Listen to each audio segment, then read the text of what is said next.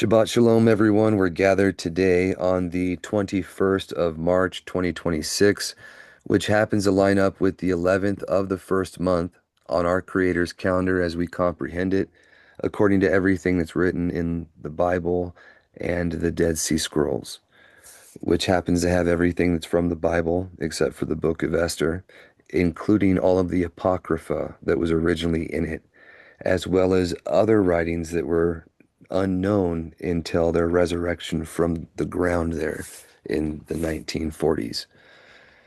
But we're coming on to the Passion Week here and the keeping of the Pasach. And like we've done for the last few years, we're going to cover the account that's in the Apostolic Constitutions, as it covers what you can read in the four Besora, or the four good news accounts of Yahushua, Luke, Matthew, and Mark, given in the order as mentioned by Irenaeus of the four good news accounts being the four manifestations of his coming, like the four pillars of the heavens or the four winds, and many other allusions, all to the four living creatures, all tie into that same concept. But in that order, the book of Yahushua, Luke, Matthew, and then Mark.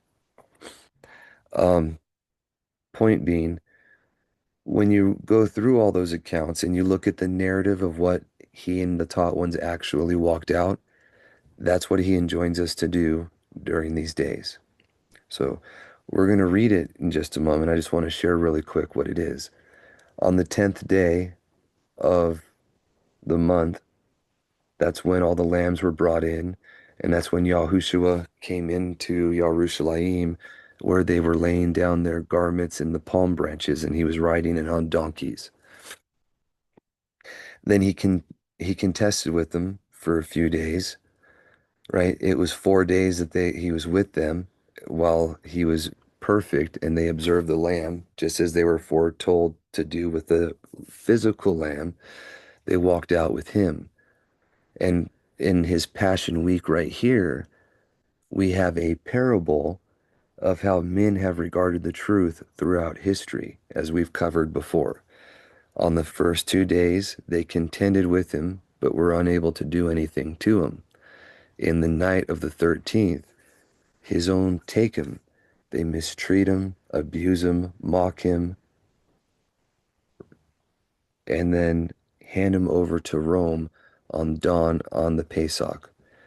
By the third hour, he's convicted. By the sixth hour, he's impaled. And at the time when you were to sacrifice the Pasach, he gave up his Ruach in the evenings, between the evenings, as it was foretold by Moshe that he would do. And then he was buried before sunset, and he was in the ground for 1, 2, 3 days. And it mentions that early dawn, before dawn of the Sabbath, he was risen, because the tomb was empty when they came to it. And that's just like a foreshadow of what we're walking out for the first 2 days of history. Men contended but could not do anything. When he gave the word, when he established the covenant, the word given from the heavens to man, we broke it. And then it was proclaiming his death until he returns, which is a representation of the millennial reign.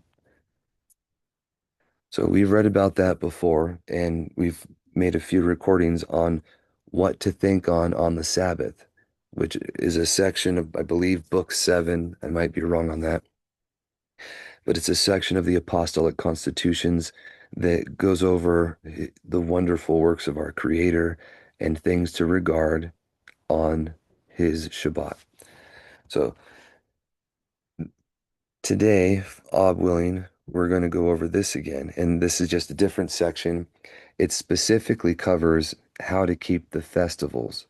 But just as we mentioned, if you keep in mind what he walked out in the flesh, that he was handed over to Rome, where they mocked him. They dressed him up like he was sovereign. They falsely worshiped him, not in truth, but in mockery. They made him unrecognizable as a man and then killed him. And this is what they did with the truth. When you keep that in mind, things start to make more sense when you look at the Bible and why so many things are scattered and separated and torn apart in regards to the truth in His Word. The Dead Sea Scrolls are a great witness to this. The fact that all the apocryphal books are separated and you have even other writings that were not known from them that have been found to be inspired, like the book of Gad the seer or the book of Yobelim, which and Hanok, which came down separately and also are a great addition to the Dead Sea Scroll library. But I mention these things to you, and it's not really something about today. Today's about the victory we have in Mashiach, right? This is a representation of the millennial reign that we all, by all means, we want to enter into that rest, right? So it's not really meant for things that are unworthy of it. I try not to do that. I'm only a fallible man like everyone else here, or we are men and women. But the point is, while we can't do things perfectly, we can do it to our ability in honor of Him, which is what I want to do. But I need to point these things out as we share because this particular area had error in it that was intentionally added to cause problems. When you realize that the adversary wants to hide the truth, make it flipped upside down, and to turn things on their head, then what you hear here being exactly opposite of the things that they commonly teach today, you'll comprehend why. So the fact that our Mashiach was resurrected on the millennial reign on the Shabbat as a type of the millennial reign and the truth being resurrected before He comes back, they flip that around and they have Him having His passion or the Pasach on a prep day and then being dead during the millennial reign's foreshadow and type to be resurrected on the day of the Son in complete blasphemy and error and flipped around from what it should be. But that's not a contention for right now. The only thing that we've done here, which I've mentioned every time we read through this, is that we have separated the things that are known error, like the Epiphany, the Lent, the pagan feast days that are mentioned in the beginning, and we've corrected the dates that are mentioned in the text here with the dates that are from the Dead Sea Scrolls. His calendar, as you can see right here, it never changes from its prescribed dates. The first day of the year is always ever going to be on the fourth day of the week. And you can see evidence of that in Scripture, but it's only plainly stated and given abundant evidence, multiple witnesses. Every day is enumerated multiple times in the Dead Sea Scrolls where it's completely uncontested that it's any different from what you see right here. Any scholar that's looked at what it says about the feast days, this is it. The only thing that's different, you have the addition of Hanukkah here, and you have the addition of Purim, and then there's a marked day here for events, and right here for events that have happened in the books of the Maccabees. But the feast days for the new months on these 4 days, and for everything landing exactly where they do, never changes on the calendar that was found in the Dead Sea Scrolls. And you can find evidence for these things in the Bible itself. We've covered that in a few videos as well. There's evidence both in the renewed covenant and the original covenant. If you look at Exodus chapter 16, and you can backtrack from when the manna was given, the first day of the first month would be the fourth day of the year. And the same thing in the renewed covenant, when you're looking at His passion and what He walks out, after He's resurrected and He appears to His taught ones, He waits the 8 days before He appears in the evening of first fruits here to Thomas to allow him to touch Him because he would not believe otherwise. So, not to get too far into those things, I'm just trying to point out we've talked about them before. There are multiple ways to see the legitimacy of the calendar there. That's not really the issue at hand. The point that we really want to share is what the text says that we ought to be doing on these days. And to sum it up real quick, we're going to go over it and then I'm going to read it and you can see. On these first 2 days, the taught ones were with Yahushua, and he was doing whatever he was doing during those days until evening before they ate their meals. That's what's mentioned in the text. Pesach, it does not mention they ate anything for these days at all, and you don't find anything being mentioned about food again until Yahushua appears to them on the Shabbat,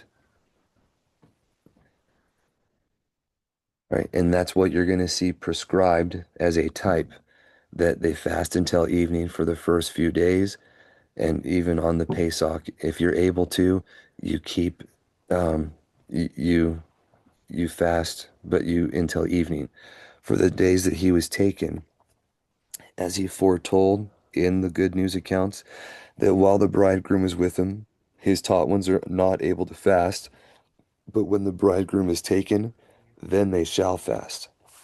And it was during these 3 days that they were taken.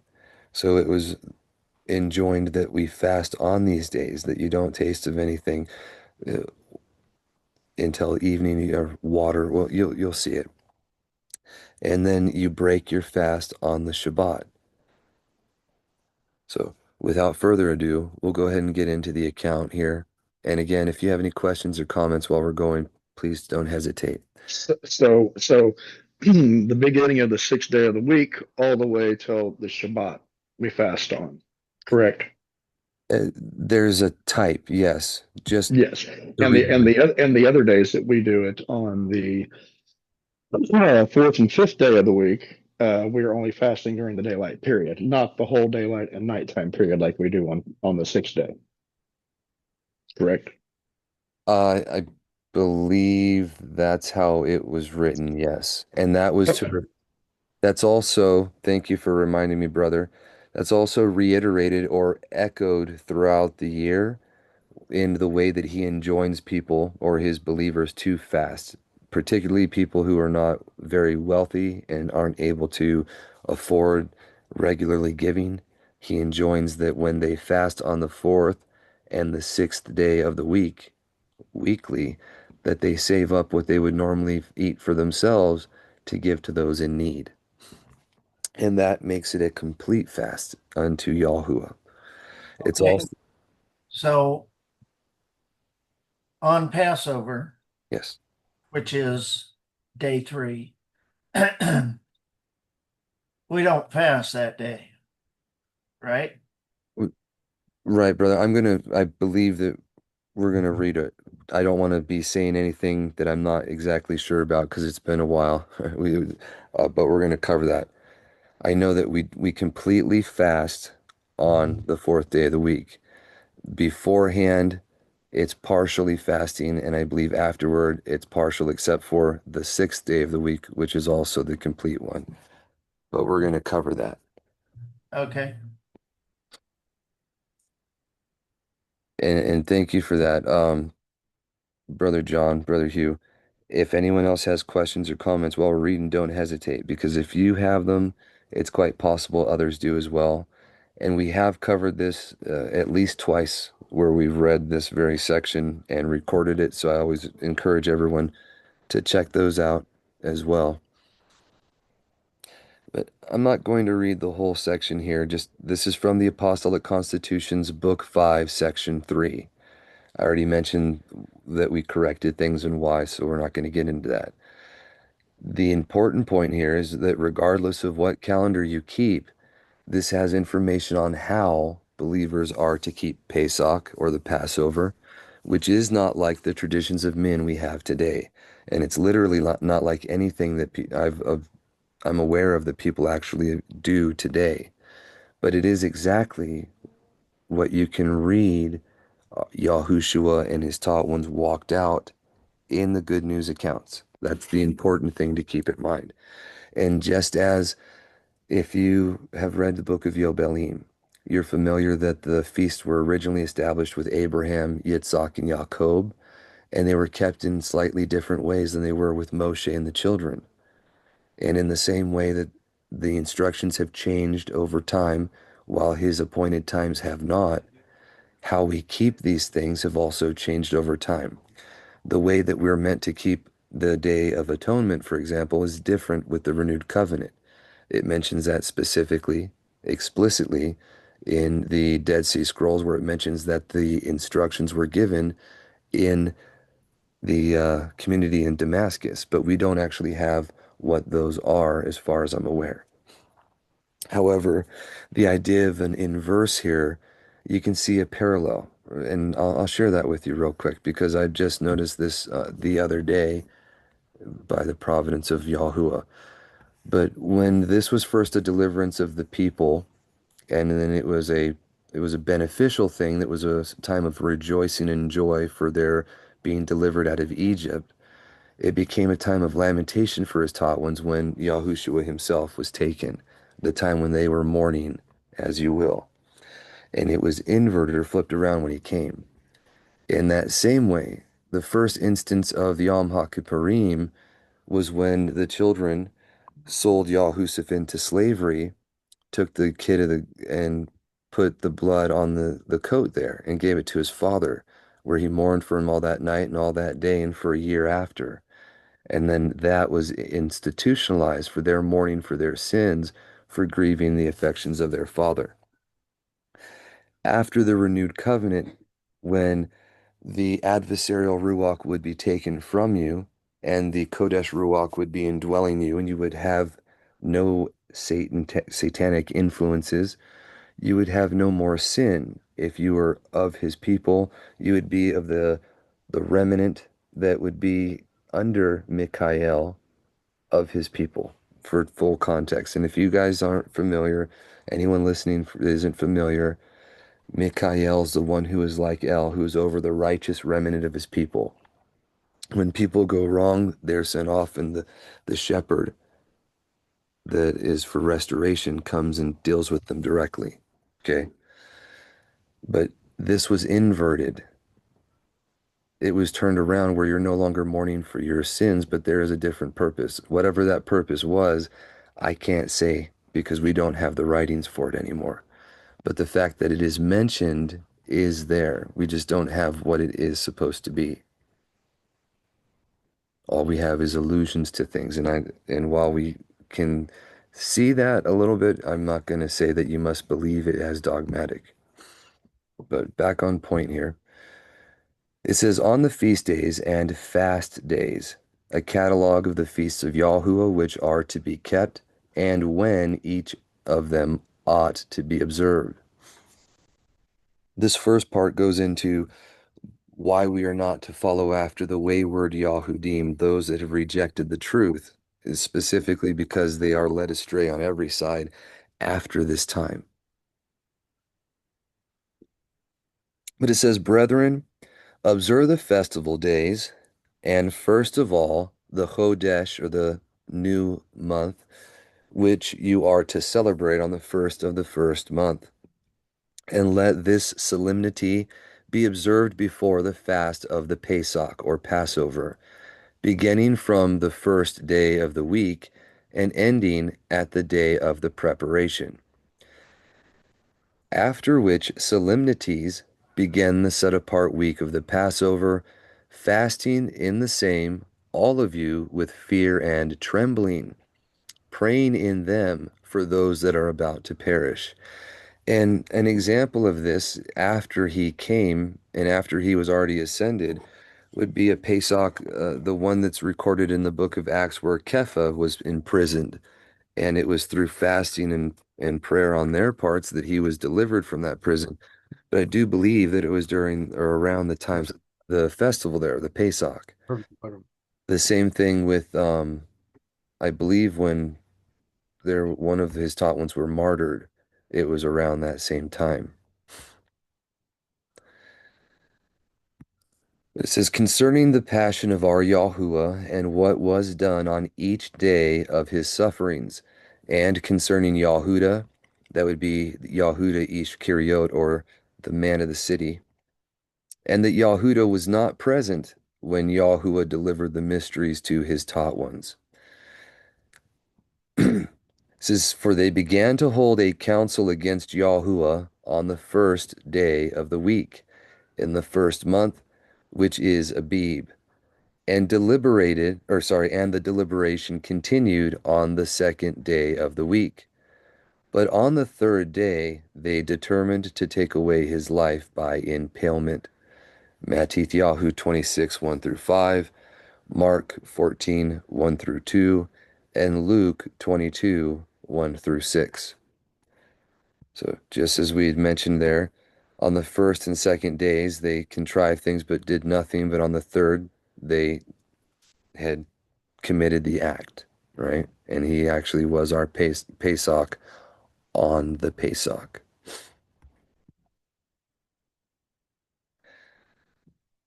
It says, and Yahudah, knowing this, who for a long time had been perverted, but was then smitten by the devil himself with the love of money, although he had been long entrusted with the purse, Yahukanon 12:6, and used to steal what was set apart for the needy.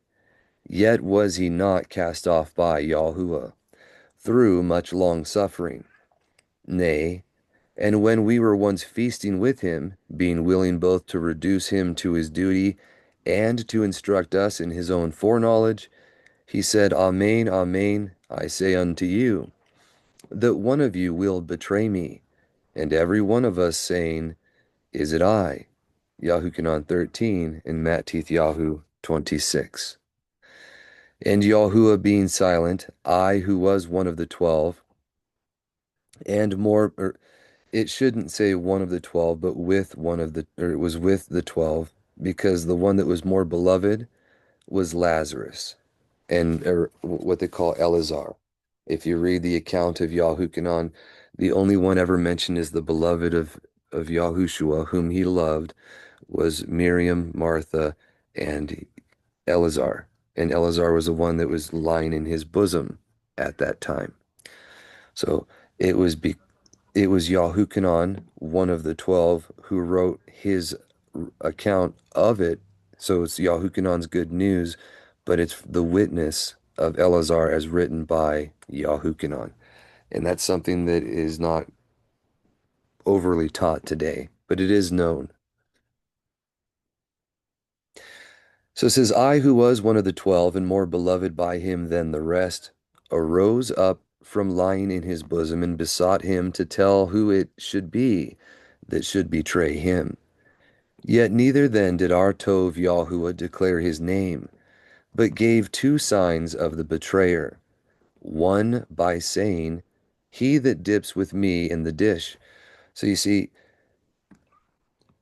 no one is Tov but one, right? But it mentions that he is the Tov. He is our perfect example for how to be. He doesn't openly accuse, point fingers. He doesn't slander or say anything, even when it's to the face of the one who's doing it. He's not openly doing a thing that he would want done to him. But in the same time, he is for their benefit and his, announcing to them who it is in a way that they can get if they use the truth and reason. But he gave two signs of the betrayer, one by saying, He that dips with me in the dish, a second, to whom I shall give the sop when I have dipped it. Nay, although he himself said, Master, is it I? The master did not say yes, but you have said. And being willing to affright him in the matter, he said, Woe to that man by whom the son of Adam is betrayed. Tov were it for him if he had never been born. Who, when he had heard that, went his way, and said to the Kohanim, What will you give me? And I will deliver him unto you. And they bargained with him for 30 pieces of silver. Matthew 26:15. It's also mentioned by that they'd buy the house of the potter with the silver, and the 30 pieces are mentioned in the foretellers, Yirmiyahu specifically. It says, in the scripture which was fulfilled, which says, And they took the 30 pieces of silver, the price of him that was valued, whom they of the children of Yisrael did value, and gave them for the house of the potter. That's Matthew 27, 9 and 10, and Zechariah chapter 11. And again, there's another mention in Yirmiyahu. It says, and on the second day of the week, when we had eaten the supper with him, and when Yahudah had dipped his hand into the dish, and received the sop, and had gone out by night, Yahuwah said to us, the hour has come that you shall be dispersed, and shall leave me alone. Yahukanon 16:32 and Matityahu 26:31. And every one vehemently affirming that they would not forsake him.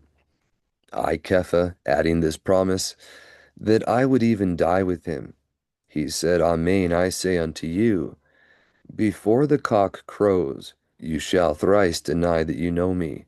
Luke 22:34. And when he had delivered to us the representative mysteries of his precious body and blood, the keeping of the memorial of the renewed covenant in his blood and body, which is surely food and surely drink, the breaking of bread and the drinking of the wine or the grape juice there, right? Yahudah, not being present with us, he went out to the Mount of Olives, near the brook Kidron, where there was a garden. Yahukanon 18:1. And we were with him, and sang a hymn according to the custom. Matityahu 26:30. And being separated not far from us, he prayed to his father, saying, Father, remove this cup away from me.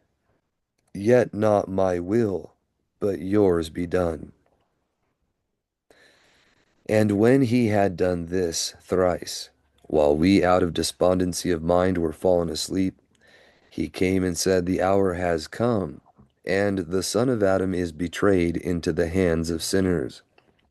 And behold, Yahudah, and with him a multitude of unrighteous men. Luke 22:47 and Matthew 26:47. To whom he shows the signal by which he was to betray him, a deceitful kiss. And the only example that I can recall off the top of my head from the narrative we have, like this was reminiscent of, was when Yahuah betrayed the general Abner of the armies of Yahudah there, or of the northern kingdom of Israel, and kissed him before killing him. It says, yet they, when they had received the signal agreed on, took hold of the master, and having bound him, they led him to the house of Caiaphas the high Kohen, wherein were assembled many, not the people, but a great rout, not a set apart council, but an assembly of the wicked and council of the unrighteous, whom did many things against him, and left no kind of injury untried, spitting upon him, caviling at him, beating him, smiting him on the face, reviling him, tempting him. This is how he felt during the Exodus with the children and how they behaved in their 10 trials that they failed, right? That was during this time in history leading up to when they openly hand him over to the enemy to break the covenant, right? So just trying to keep in mind the parallels with how history played out and the fact that Yahushua is the truth and walking out the truth, right? And what happened to him physically is what happened to the word through history as well, with the burial of the texts in Qumran and their resurrection before the millennial reign.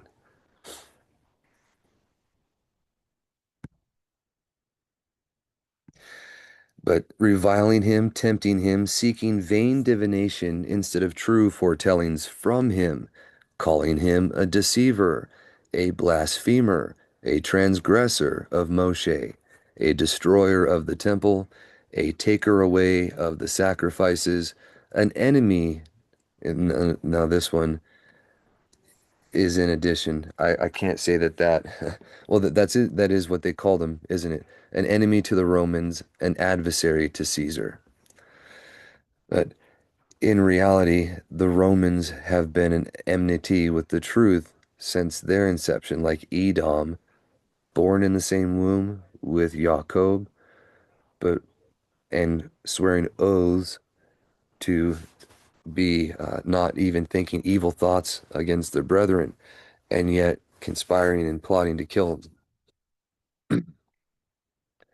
And these reproaches did these bulls and dogs in their madness cast upon him, till it was very early in the morning or dawn.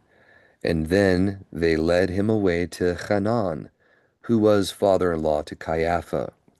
And when they had done the like things to him there, it being the day of the preparation, they delivered him to Pilate, the Roman governor, accusing him of many and great things, none of which they could prove. Whereupon the governor, as out of patience with them, said, I find no cause against him. Luke 23:14, Yahushua 18:38. But they, bringing two lying witnesses, desired to accuse the master falsely. But they being found to disagree, and so their testimony not conspiring together, they altered the accusation to that of treason. Now remember, if two are conspiring, or if they try to make a false accusation and they lie to try to get someone condemned, the Torah says that what they do or what they tried to condemn another in should happen to them. And all of those, if you will, the righteous judgment of our Creator was witnessed. And if you want to see that, you just read the War of the Yahudim and what happened to thousands and thousands of people who were impaled and the around the surroundings outside Yerushalayim in the siege during that time, right? But as they did, it was done unto them. But it says, they altered the accusation to that of treason, saying, this fellow says that he is a king and forbids to give tribute to Caesar. Luke 23:2. And they themselves became accusers and witnesses and judges and authors of the sentence, saying, impale him, impale him. Luke 23:21. That it might be fulfilled which is written by the foretellers concerning him, unrighteous witnesses were gathered together against me, and unrighteousness lied to itself. And again, many dogs compassed me about. The assembly of the wicked laid siege against me. And elsewhere, my inheritance became to me as a lion in the wood, and has sent forth her voice against me. Yirmiyahu 12:8. And the other one was Psalm 22. Pilatus, therefore, dishonoring his authority by his pusillanimity or cowardliness, convicts himself of wickedness by regarding the multitude more than this righteous man, and bearing witness to him that he was innocent, yet as guiltily delivering him up to the punishment of the stake. Although the Romans had made laws that no man unconvicted should be put to death. But the executioners took Yahuah of esteem, Yahuah kavod, and nailed him to the stake, impaling him indeed at the 6th hour, but having received the sentence of his condemnation at the 3rd hour. And after this they gave him vinegar to drink mingled with gall. Then they divided his garments by lot. Then they impaled two malefactors with him, on each side one. So when he's in this great distress, when he's got all this suffering, to quench his thirst, they give him vinegar and gall. That's the kind of utter lack of compassion and love that you can deal to someone, right? In the worst situation you can be in. Then they divided his garments by lot. Then they impaled two malefactors with him, on each side one, that it might be fulfilled which was written, they gave me gall to eat, And when I was thirsty, they gave me vinegar to drink. And again, they divided my garments among them, and upon my vesture have they cast lots. And in another place, and I was reckoned with the transgressors, which was from Yeshayahu 53:12, and the other ones was again Psalm 22. There might be another, but I'm not reading it there. Then there was darkness for 3 hours. That's in Zephaniah or Zechariah, it mentions that. From the 6th hour to the ninth, and again light in the evening, as it was written. It shall be day, or it shall not be day nor night, and at evening there shall be light. All which things, when those malefactors saw that they were impaled with him, the one of them reproached him as though he was weak and unable to deliver himself, but the other rebuked the ignorance of his fellow, and turning to Yahuah, as being enlightened by him, and acknowledging who he was that suffered, he prayed that he would remember him in his kingdom hereafter. Then he presently granted him the forgiveness of his former sins. But note, he still had to suffer patiently the things that he had coming upon him, and he did not grumble and complain, but rightly said he deserved what happened. Uh, Something that we have to do in our penitent state. We want to be like Dawid and not Shaul, if we've ever been offensive. And the fact that no man is righteous and we've all sinned and fallen short should make you comprehend that we all have been offensive, and we should all be like the one after Yahuwah's own heart, who is meek and humble and turned the other cheek and did all the things like our Mashiach wants us to do. It says, he then presently granted him the forgiveness of his former sins and brought him into paradise to enjoy the mystical Tov things, who also cried out about the 9th hour and said to his father, Eli, Eli, why have you forsaken me? And a little afterward, when he had cried with a loud voice, Father, forgive them, for they know not what they do, and had added, into your hands I commit my Ruach, he gave up the Ruach, or Ruach, and was buried before sunset in a new sepulchre. What is in it's commanded that cursed is everyone who hangs upon a tree, and in Deuteronomy, when you are hanging someone from a tree, it's from noon to evening, and you bury them before the sun sets, so that the land is not cursed because of it. It says, but when the Shabbat dawned, he arose from the dead and fulfilled those things which before his passion had he foretold to us, saying, the son of Adam must continue in the heart of the earth 3 days and 3 nights. And when he was arisen from the dead, he appeared first to Miriam Magdala, and Miriam the mother of Jacob, then to Cleophas in the way, who was his uncle. And after that to his taught ones, or to us his taught ones, who had fled away for fear of the Yahudim, but privately were very inquisitive about him. But these things are also written in the Tov, or in the Besorah, the good news. And here's the part that is applicable for what we are told to do. Of the great week, and on what account they enjoin us to fast on the 4th and 6th day.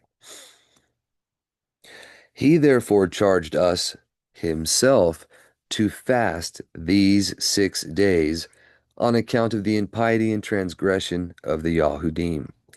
Matthew 9:15, Luke 5:34 and 35, and Mark 2:19. Commanding us withal to bewail over them and lament for their perdition. For even he himself wept over them because they knew not the time of their visitation, which we've mentioned in the Dead Sea Scrolls in the section that's known as the Damascus document. The beginning of it is called the exhortation. And in there, it goes over, I believe that's that part.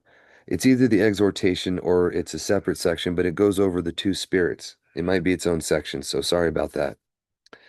But in there, it goes over the two ruachot, or the two spirits that rule over every man. Malki Rasha, the king of darkness, and then Melchizedek, the king of light, or the king of righteousness, the prince of light, also known as our Mashiach, right? Or Satan being the messenger of darkness and the other way. He mentions very clearly that depending on the things that you choose to do, based on what spirit is in you and active, it has an effect on what's going to happen to you at the time of his visitation, whatever that visitation is, of which there are many recorded in Scripture. His visitations specifically are his first and second comings, but you have when he visits his people on his appointed times at certain occasions through history where things happen. And if they're doing right, it's benefit and healing. And if they're doing wrong and they have Satan's spirit driving their actions, it's to their detriment and ultimate destruction. As you can see the contrast between people who were healed and had miracles for their benefit, in contrast to the scribes and Pharisees and others that rejected the truth, and ultimately what happened to them in 70 AD. It says, "But he commanded us to fast on the fourth and sixth days of the week, the former on account of his being betrayed, and the latter on account of his passion. But he appointed us to break our fast on the seventh day at the cock crowing, but to fast on the Sabbath day." This would be the day of unleavened bread, which we'll cover in just a moment, okay? Not that the Sabbath day is a day of fasting, being the rest from the creation, but because we ought to fast on this one Sabbath only, while on this day the Creator was under the earth. Now, when you know that information, sorry, my computer's, sorry. So when you know that information and you see that this is how the calendar lines up, this was the day that he was in the earth, and this is the Shabbat that they're talking about you fasting on, but you break your fast on this Sabbath. All right.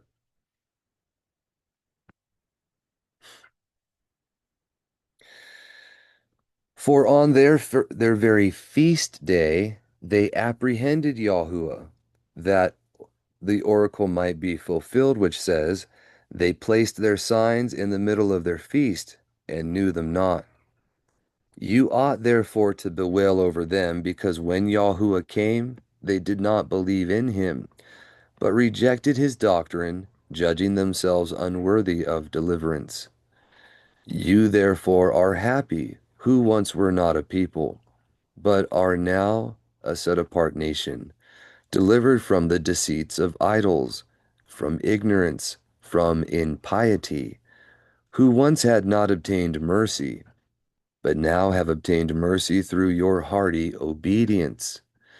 For to you, the converted nations, is opened the gate of life, who formerly were not beloved, but are now beloved, a people ordained for the possession of Elohim, to show forth his virtues, concerning whom our deliverer said, I was found of them that sought me not, I was made manifest to them that asked not after me. I said, Behold me, to a nation which did not call upon my name.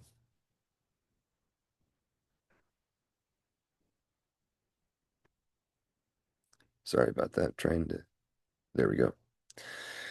For when you did not seek after me, or after him rather, then were you sought for by him.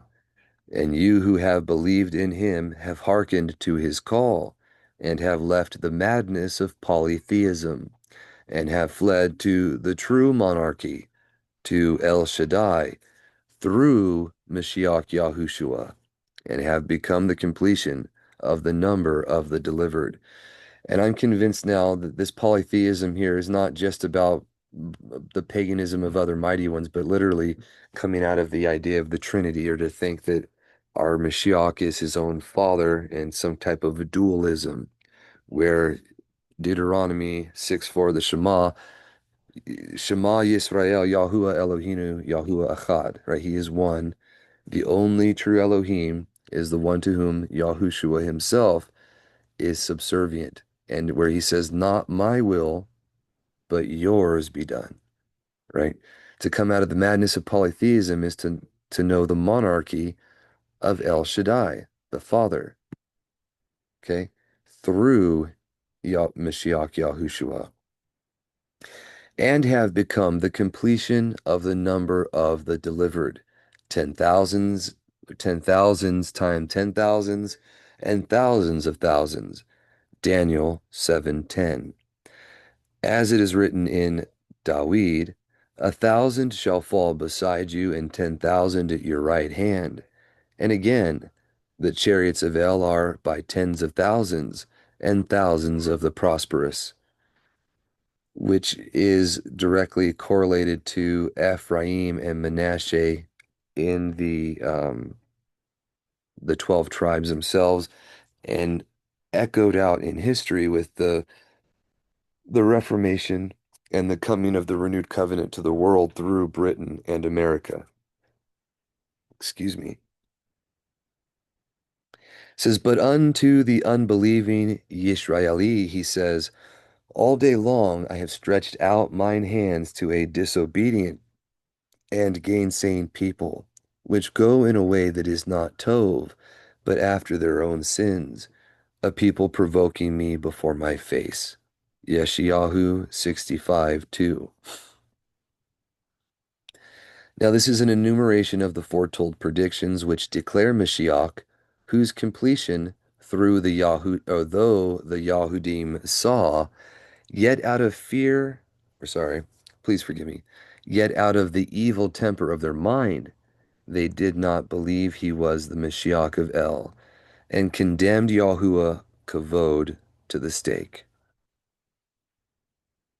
See how the people provoked Yahuah by not believing in him. Therefore he says, they provoked the Kodesh Ruach, and he was turned to be their enemy. Yeshayahu 63:10. For blindness is cast upon them by reason of the wickedness of their mind.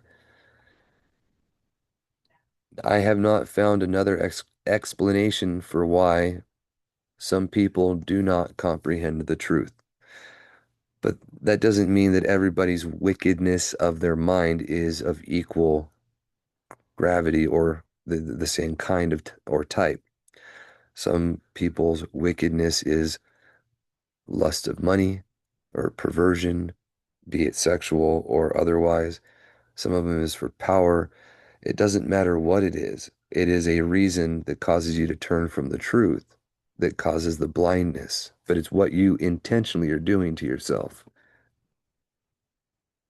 It says, because when they saw Yahushua, they did not believe in him, or sorry, they did not believe him to be the Mashiach of El, who was before all ages begotten of him, his only begotten Son, or Yachid Ben. El, the Word, whom they did not own through their unbelief, neither on account of his mighty works, nor yet on account of the foretellings which were written concerning him. For that he was to be born of a virgin, they read this foretelling. Behold, a virgin shall be with child, and shall bring forth a son, and they shall call his name Emmanuel. For to us a child is born, to us a son is given, whose government is upon his shoulders, and his name is called the messenger of his great counsel, the wonderful counselor, the mighty El, the King, the Prince of Peace, the Father of the future age. Now that because of their exceeding great wickedness they would not believe in him, Yahuwah shows in these words, who has believed our report, and to whom has the arm of Yahuwah been revealed. And afterward, Hearing you shall hear and shall not comprehend, and seeing you shall see and shall not perceive, for the heart of this people has grown gross. And if you read through the foretellings where these are, he gives you exactly what they were doing that caused these conditions. Wherefore, knowledge has or was taken from them, because seeing they overlooked, and hearing they heard not. But to you, the converted of the nations, is the kingdom given. Because you, who knew not Elohim, have believed by preaching, and have known him, or rather are known of him, through Yahushua, the deliverer and redeemer of those that expect in him, or hope in him. For you are translated from your former vain and tedious mode of life, and have condemned that lifeless idols, or the lifeless idols, and despised the demons which are in darkness, and have run to the true light. Yahukanan 1:9. Now, for context, people will do sacrifices to idols in propitiation to the demons to get them to stop afflicting them with things, first established by Ham or Cronus, as we've mentioned before. But when pagans or when paganized Hebrews came back to the truth, they despised what these things were doing and turned to him with all their heart. And as it mentions by Kepha in the recognitions, and as you can read in the scriptures, you resist the devil and he flees from you. And as you turn to the truth with all of your mind, you leave no part of it in which a error can dwell and demons can have a foothold. But if you hold to something in error, or if you don't fully come to him in truth, then you leave some part of you to which they can get in and cause problems. So you have despised the demons which are in darknesses and have run to the true light, Yahukanan 1:9, and by him have known the one and only true El and Father, Yahukanan 17:3, and so are owned to be heirs of his kingdom. For since you have been immersed into Yahuwah's death, Romans 6:3, and into his resurrection as newborn babes, 1 Kepha 2:2, you ought to be wholly free from all sinful actions. And I mention here Shepherd of Hermas, Book 2, Fourth Command, where it reiterates this.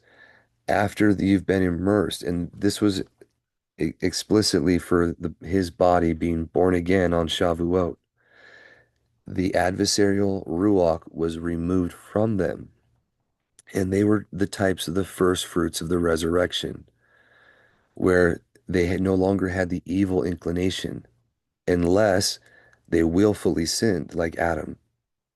Okay?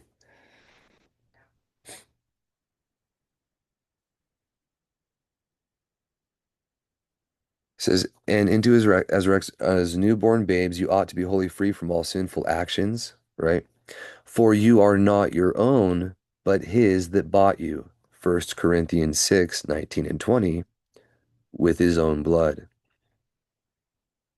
For concerning the former Yisraeli, Yahuwah speaks thus, on account of their unbelief. The kingdom of Elohim, and this is what he said to Yahudah, the southern kingdom specifically. The kingdom of Elohim shall be taken from them and given to a nation bringing forth the fruits thereof. And that's Matthew 21:43. That is to say, that having given the Malkuth to you, who were once far estranged from him, Hosea, he expects the fruits of your gratitude and probity. For you are those that were once sent into the vineyard and did not obey. But these are they that did obey. But you have repented of your denial, and you work therein now. But they, being uneasy on account of their own covenants, have not only left the vineyard uncultivated, but have also killed the stewards of the master of the vineyard, one with stones, another with the sword.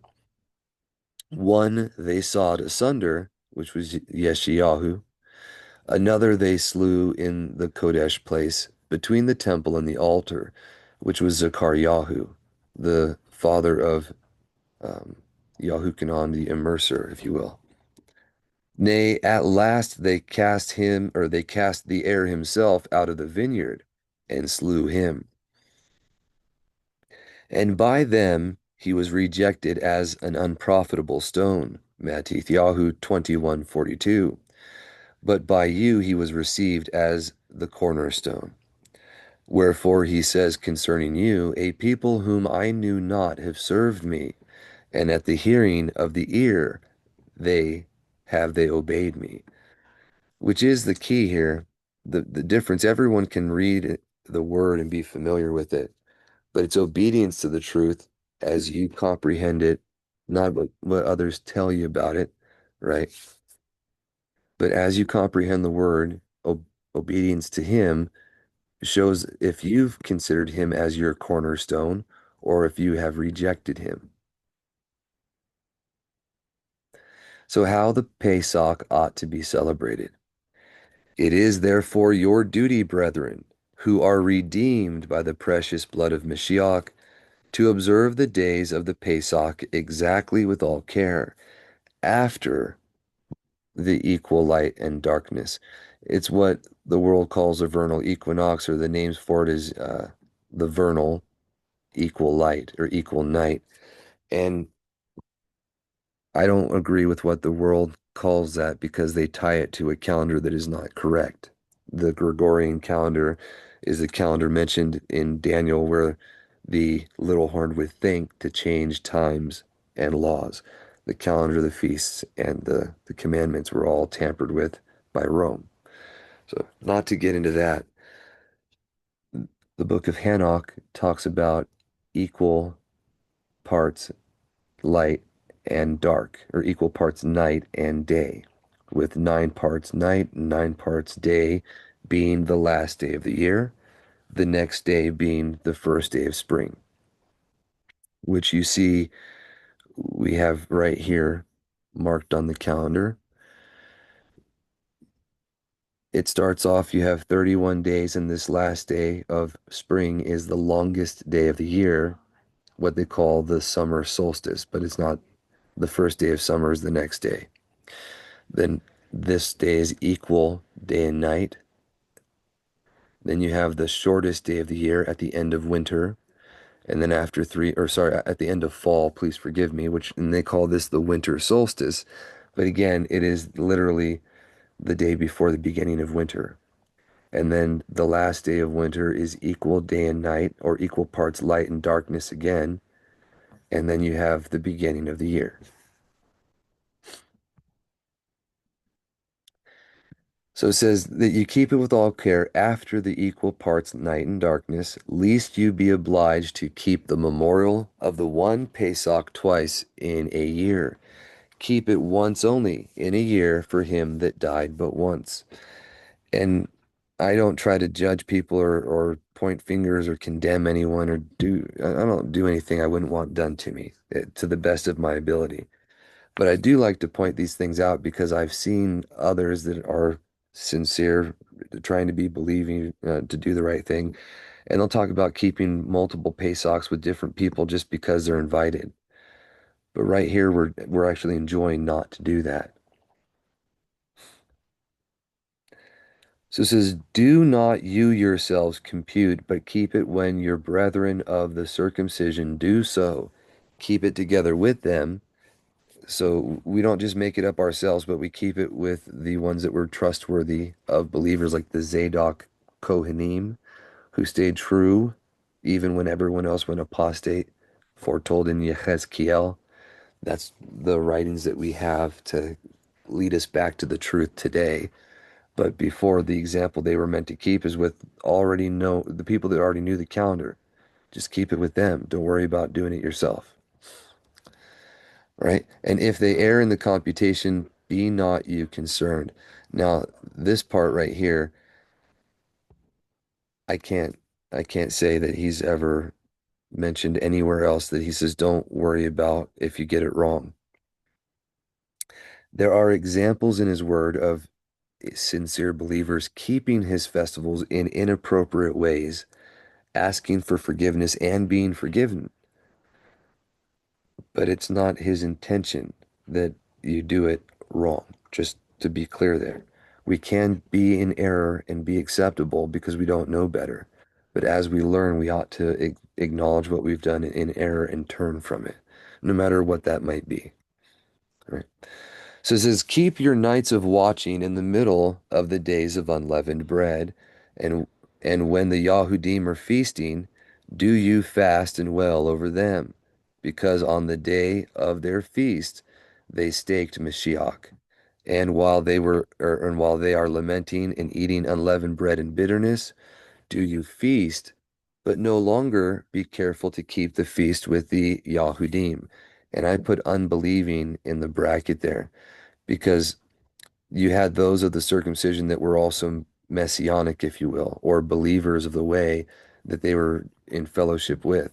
It was only the ones that were unbelievers that they were told to separate from, which you find examples of all throughout the book of Acts and in the Bible.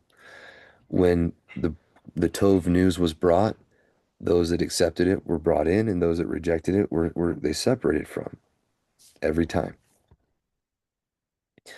For we have now no communion with them, for they have been led astray in regard to the calculation itself.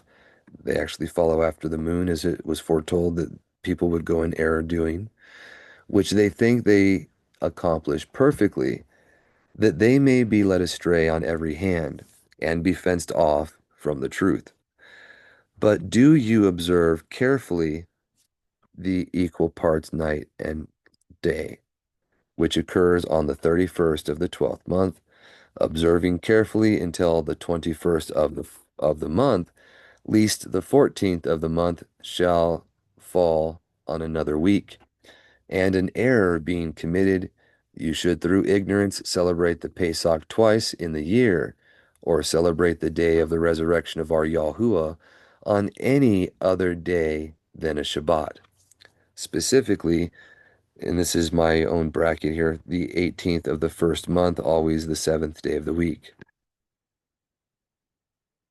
which is right here.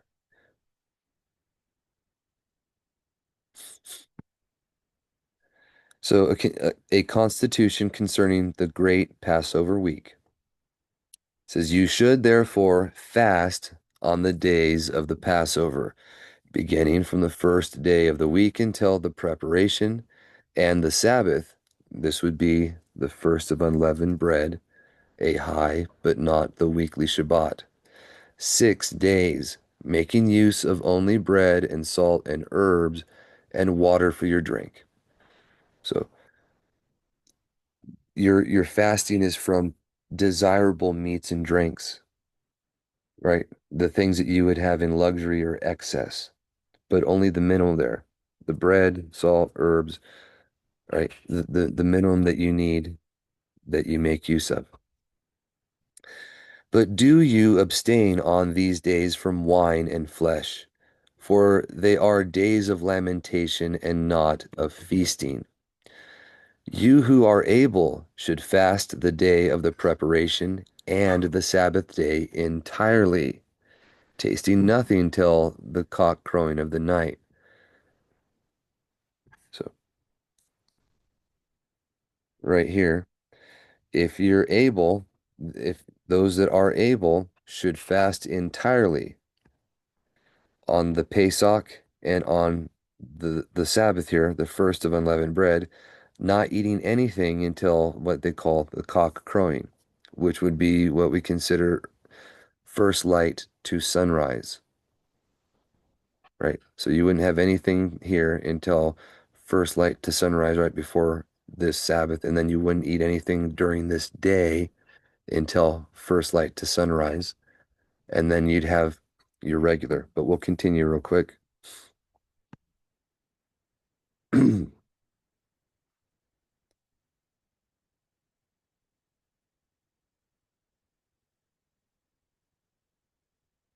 It says, but if anyone is not able to join them both together, at least let him observe the Sabbath day.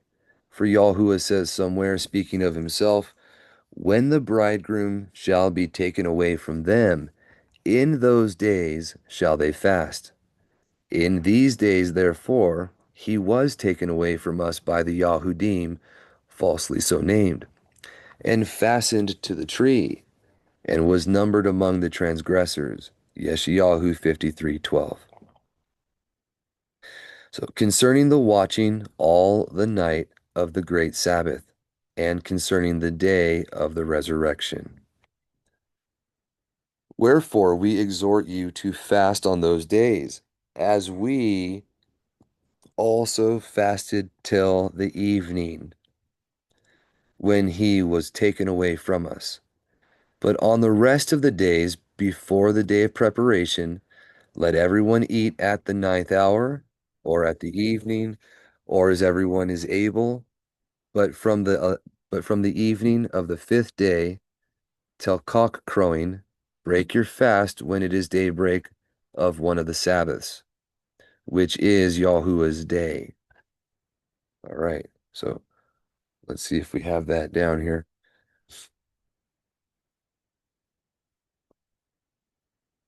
Excuse me. It says that you can fast until evening on the first day. You fast until evening on the second day. And that means that from the ninth hour on, you're permitted to eat. And that includes you can eat at cock crowing before the sun's up on the next day. There's nothing prohibiting that. Okay, but you eat at evening time here, you eat at evening time here, which is what you see in the Besorah or the good news accounts when you read them. His taught ones were with him, and the things that he did, you don't see them mention eating until evening time. Then, if at all possible, to entirely fast until cock crowing on these 2 days. So at the daylight time, we do not partake of food at all, except for at cock crowing, right? So right before the sunrise here and here. Then this one again is you fast until evening. And then on this one, if possible, you fast until cock crowing and you break your fast on the Shabbat, which is what they're showing right here. The ones that you're meant to always try to do is the fast on the fifth or on the fourth and the sixth day. This one is the one that he says, by all means, keep. If you can't keep them both, you keep unleavened bread. All right. Now to continue here. It says, wherefore we exhort you to fast on those days, as we also fasted till the evening, when he was taken away from us. But on the rest of the days before the day of the preparation, let everyone eat at the ninth hour, or at the evening, or as everyone is able, but from the evening of the fifth day till cock crowing, break your fast when it is daybreak of one of the Sabbaths, which is the word or the phraseology used in all four of the good news accounts on the day that he was resurrected. It was on one of the Sabbaths, not the first, but the weekly Shabbat, right? Which is Yahuwah's day or Yom. From the evening till cock crowing, keep awake and assemble together in the assembly. Watch and pray and entreat Elohim, reading when you sit up all night, the law, the foretellers, and the psalms, until cock crowing, and immersing your instructed, and reading the good news with fear and trembling, and speaking to the people such things as tend to their deliverance. Put an end to your sorrow, and beseech Elohim that Israel may be converted, and that he will allow them place of repentance and the remission of their impiety. So, and you'll find another witness to this in in the apostolic constitutions and in um, what's called the Nazarene Act of the Apostles or the recognitions of Clement, where you have to fast before you're immersed into the truth. One way that taught ones were doing it was by keeping the Pesach. And then during this time, at one of these points, usually right here and leading into there, or right here, they would keep an all-night watch like he did with his taught ones, or tried to walk through with them, if you recall. He couldn't keep it during this time because he was going to be gone, but he foreshowed what he wants us to do, the night watch to be kept. And then after that, they would immerse them where they've had their 3 days of fasting, of being in the grave, if you will, and then resurrecting with him. It is one type of what believers would walk out to be partakers of the truth on the appointed times. Another one would be the fast that they would keep before Shavuot, as also Moshe did with the people when they brought them out of Mitzrayim and he had them there. He says, don't come near a wife and be set apart unto Yahuah and he shall appear. That was a type of fast that they kept before so. And both of those are recorded again in what's called the recognitions of Clement for an example of this kind of thing. The instructions on having to fast, you can see right here. And then there is a section in the Apostolic Constitutions about the instructions on what to do for the instructed or those that are going to be immersed in truth and become part of the fellowship. And it tells you there that you have to fast as well. So it says, for the judge who was a stranger washed his hands and said, I am innocent of the blood of this righteous man. See to it. But Yisrael cried out, his blood be on us and on our children. And that was the Yahudim specifically. Matthew 27, 24, and 25. And when Pilatus said, shall I impale your king? They cried out, we have no king but Caesar. Impale him, impale him. For everyone that makes himself a king speaks against Caesar. And if you let this man go, you are not Caesar's friend. And Pilatus, the governor, and Herod the king commanded him to be staked, that the oracle was fulfilled, which says, why did the nations rage, and the people imagine vain things? The kings of the earth set themselves, and the rulers were gathered together against Yahuah and against his Mashiach. They cast away the beloved as a dead man who is abominable. Yeshayahu 14:19. And since he was impaled on the day of the preparation for Pasach, the prep day for the first of unleavened bread, and rose again at break of day on Yahuwah's day, the scripture was fulfilled which says, arise, Elohim, judge the earth, for you shall have an inheritance in all the nations. And again, I will arise, says Yahuwah, I will put him in safety, I will wax bold through him. And, but you, Yahuwah, have mercy upon me, and raise me up again, and I shall requite them. Those are three different sections. One's from the Psalms and one's the other two in the foretellers, I believe. It says, for this reason you should also, now that Yahuwah is risen, offer your offering, concerning which he made a constitution by us, saying, do this for a remembrance of me. Luke 22:19. And thenceforward leave off your fasting, and rejoice, and keep a festival, because Yahushua Mashiach, the pledge of our resurrection, is risen from the dead. And let this be an everlasting ordinance till the consummation of the world, until Yahuwah come. For to Yahudim, Yahuwah is still dead, but to Nazarene he is risen. To the former by their unbelief, to the latter by their full assurance of belief. For the expectation in him is immortal and eternal life. After 8 days let there be another feast observed with honor, which would be the first fruits, the 8th day itself, on which he gave me Toma, or Thomas, who was hard of belief, full assurance, by showing me the print of the nails, and the wound made in his side by the spear. Yahushua 20:25.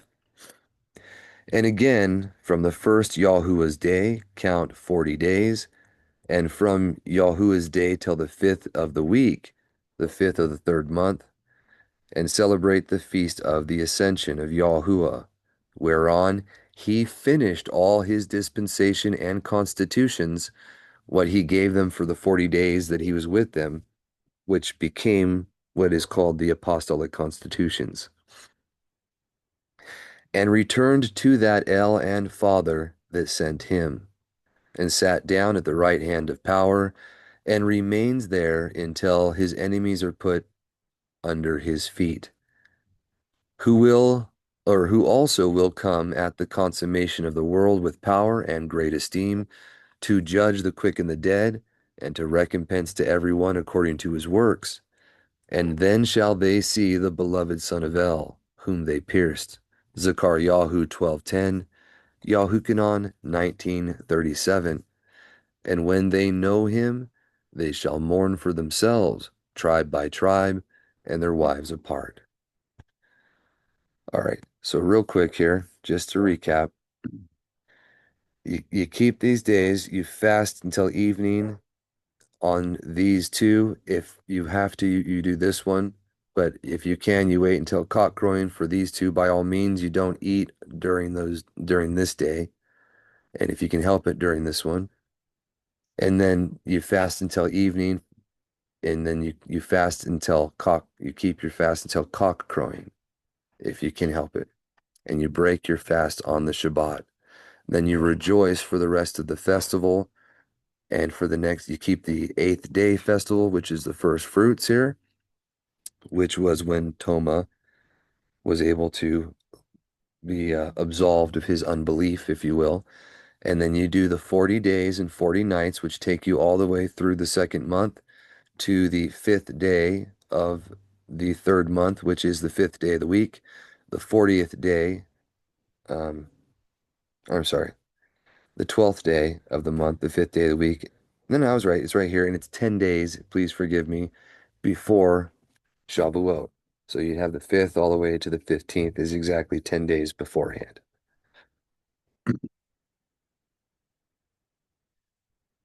And now this last part is not applicable to that feast, but it is a wonderful recitation of the scriptures that show Yahushua in relation to the Father and just who he is. It says, "For even now, on the 10th day of the 7th month, when they assembled together, they read the lamentations of Yirmiyahu, in which it is said, The Ruach before our face, Mashiach Yahuwah, was taken in their destructions." Lamentations 4:20. And Baruch, in whom it is written, "This is our El, no other shall be esteemed with him. He found out every way of knowledge, and showed it to Jacob his son, and Yisrael his beloved. Afterwards he was seen upon earth, and conversed with men." And that's from Baruch chapter 3, 35 through 37. And when they read them, they lament and bewail, as themselves suppose, that desolation which happened by Nebuchadnezzar. But as the truth shows, they unwillingly make a prelude to that lamentation which will overtake them, which did overtake them in 70 AD by Vespasian and Titus. Yet after 10 days from the ascension, which from the first fruits is the 50th day, keep a great festival, that's Shavuot. For on that day, at the 3rd hour, Yahushua sent on us the gift of the Kodesh Ruach, and we were filled with his energy, and we spoke with new tongues, as that Ruach did suggest to us, Acts 2:4. And we preached both to Yahudi and the Goyim, or Gentiles, that he is Hamashiach of El, who is determined by him to be the judge of the quick and dead. Maaseh, or Acts 10:42. To him did Moshe bear witness and said, Yahuah received fire from Yahuah and rained it down. Genesis 19:24. Him did Jacob see as a man and said, I have seen El face to face, and my inner being is preserved. Bereshit, or Genesis 32:20. Him did Abraham entertain and acknowledge to be the judge and his Yahuah. Bereshit 18:1 through 33. Him did Moshe see in the bush. Concerning him did he speak in Deuteronomy. A foreteller will Yahuah, your Elohim, rise up unto you out of your brethren, like me. Him shall you hear in all things, whatsoever he shall say unto you. And it shall be that every soul that will not hear that foreteller shall be destroyed from among his people. Devarim 18:15. Him did Yahushua the son of Nun see as captain of Yahuwah's hosts, in armor for their assistance against Jericho, to whom he fell down and worshipped as a servant does to his master. Yahushua 5:14. Him Shemuel knew as Hamashiach of El, 1 Samuel 12:3, and thence named the Kohanim and the kings Hamashiach, or the anointed. Him Dawid knew and sung a hymn concerning him, a song concerning beloved. Now, the title of the psalm is La Dawid, or by David is how it's normally translated. But right here, they're telling you that when you see that, it equally means the very same definition of those words concerning beloved, to which it's always about him, either in his personal capacity or in relating to him from the third person. And it says, and it adds in his person and says, gird your sword upon your thigh, you who are mighty in your beauty and renown. Go on and prosper and reign for the sake of truth and meekness and righteousness. And your right hand shall guide you after a wonderful manner. Your darts are sharpened, you that are mighty. The people shall fall under you in the heart of the king's enemies. Wherefore Elohim, your Elohim, has anointed you with the oil of gladness above your fellows. From Psalm 45. Concerning him also spoke Shalom as in his person. And that is another reference, another witness to the fact of what Yahushua said, that the Ruach does not speak of its own, but whatever he wants, she says, and men will speak his words through them by the Ruach, which he's given to them. But he says, concerning him also spoke Shalom as in his person. Yahuah created me, the beginning of his ways, for his works. Before the world he founded me. In the beginning, before he made the earth, before the fountains of waters came, before the mountains were fastened, he begot me before all the hills. Proverbs 8:22 through 25. So again, the firstborn of creation, but not eternally existent, because the Father's greater than him. And again, Chokmah built herself a house. Proverbs 9:1. Concerning him also Yeshayahu said, a branch shall come out of the root of Yeshai, and a flower shall spring out of his root, and there shall be a root of Yeshai, and he that is to rise to reign over the nations, in him shall the nations trust. Yeshayahu 11:1 and 10. And Zechariah says, behold, your king comes unto you, righteous and having deliverance, meek and riding upon a donkey, and upon a colt, the foal of a donkey. Zechariah 9:9. Him Daniel describes as the son of Adam coming to his father and receiving all judgment and honor from him. Daniel 7:13. And as the stone cut out of the mountain without hands, and becoming a great mountain, and filling the whole earth, dashing to pieces the many governments of the smaller countries, and the polytheism of mighty ones, or false Elohim, but preaching the one El. Daniel 2:34. Concerning him also did Yirmiyahu foretell, saying, the Ruach before his face, Mashiach Yahuah, was taken in their snares, of whom we said, under his shadow we shall live among the nations. Lamentations 4:20. And it also mentions by Yahushua Mashiach how he wanted to gather them as a hen gathers chicks under her wings, but they would not. And it mentions in 4th Ezra those very phenomenon that Yahuwah was trying to gather them under the shadow of his wings, but they would not be receptive.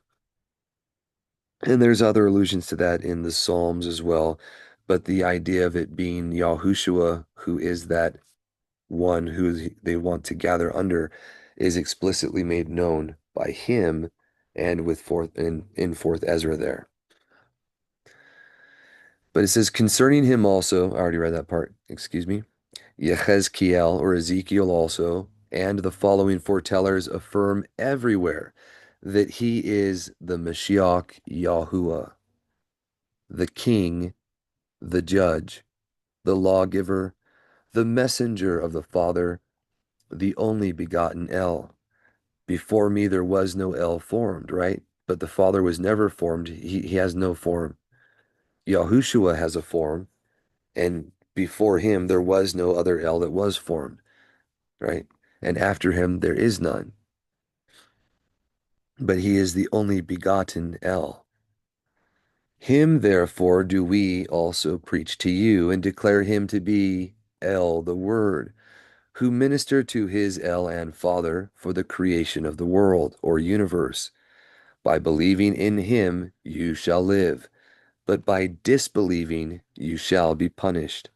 For he that is disobedient to the Son shall not see life, but the wrath of Elohim abides on him. Yahukanan 3:36. Therefore, after you have kept the festival of Shavuot, keep one more week festival. And I put the Chodesh of the first of the fourth month in a question mark here, because that's the only one that comes next that I'm aware of. And after that, fast, for it is reasonable to rejoice for the gift of Elohim, and to fast after that relaxation. For both Moshe and Eliyahu fasted 40 days, and Daniel for 3 weeks of days did not eat desirable bread, and flesh and wine did not enter into his mouth. And Baruch Hannah, when she asked for Shemuel, said, I have not drunk wine nor strong drink, and I poured out my inner being before Yahuwah. 1 Samuel 1:15. And the Ninevites, when they fasted 3 days and 3 nights, Yonah 3:5, escaped the execution of wrath. And Esther and Mordecai and Yahudith by fasting. And notice, it doesn't mention afflicting your being here, but you afflict your being by fasting. And in every example we have of any righteous person ever afflicting themselves, you have the abstinence of satisfaction with food. Just for contrast, because there's sincere believers today that think that afflicting your being on the Day of Atonement means you can eat and partake of things and be grateful for it and feast because it's a feast day. But he intentionally tells you to afflict your being. And as I've just mentioned, that is always accompanied with abstaining from substance. But it says, by fasting, escaped the insurrection of the unrighteous Holophranes and Haman. And Dawid says, my knees are weak through fasting, and my flesh fails for want of oil. Do you therefore fast and make your petitions of Elohim, We enjoin you to fast every fourth day of the week, and every day of the preparation, and the surplusage, or the surplus of your fast bestow upon the needy.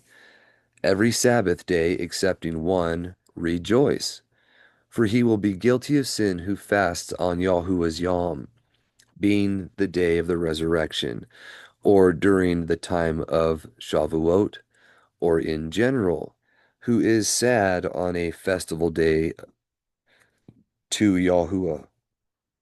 For on them we ought to rejoice and not to mourn.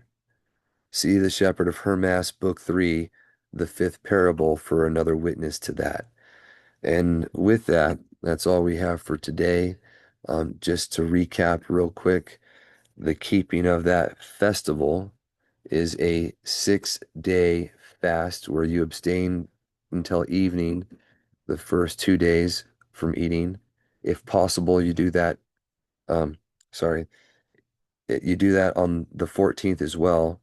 But if possible, you don't break your fast until cock crowing on the 14th, and definitely on the 15th. You're not supposed to eat during the day. Water is a different thing. I'm not going to tell people one way or the other with that. I try to have as little as possible, but I once did all 3 of these days with no food or water, period. And while it is obtainable, it is very difficult and not healthy for you to do on regular occasions. So that's not recommended, and that's not what he told us to do, just to be clear. Fast until evening, fast until evening, fast until cock crowing, unless you're not able, in which case you fast until evening. This is you fast until cock crowing, you fast until evening, fast until cock crowing, and you break your fast on the Sabbath here. So, willing, that's easy enough for everyone to follow. If you end up having comments or questions, please don't hesitate to ask them. And willing, we can all get on the same page there. So you have a wonderful Shabbat here, a great week ahead, keeping the feast coming up, a Shavua Tov, and we will see you next time. Thank you kindly.